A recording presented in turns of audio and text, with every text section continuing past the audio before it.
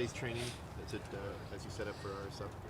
Yeah, we wanted to work a little bit on our possession. We wanted to do a little bit of 10v10, a little bit cool today, so we wanted to get in and out, get the work done, and get out of here.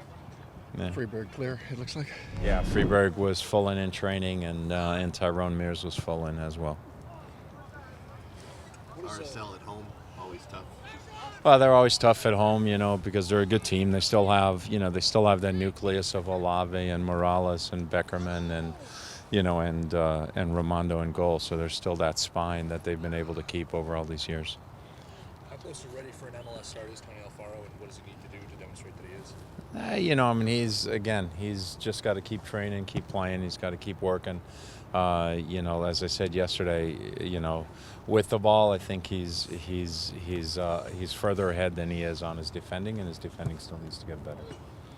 Have you ever seen a team give up 2 goals like as late as RSL did, and is that the kind of loss that can have a hang on? I'm too old, so I've seen that stuff happen before. So, but it's.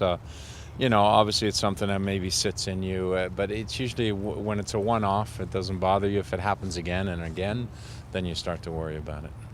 There are additions there, addition Martinez, especially on the offensive side. Yeah, he played against us last year already, but he's certainly now has gone through all the preseason with them. He's far more integrated in their team. He's a good, crafty, tricky player.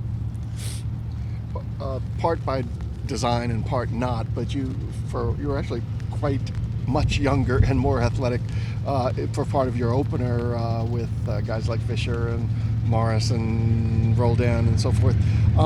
In addition to just needing them now, are you also kind of trying to make the mental assessment of whether they are useful fill-ins now or kind of the guys who can become starters for you in the next generation of Sounders 2-3 years down the road? Well, we all think they have capabilities of being able to start. That's why they're with us, and they got to continue to grow into the situation.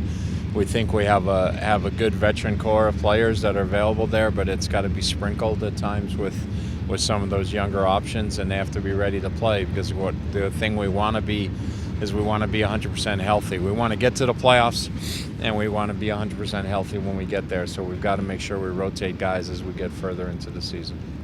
And are you willing to? I mean, last year it seemed like seeding might have hurt you guys a little bit in the playoffs last year. Is that kind of the balance? How many points you're willing to give up to be fresh at the end?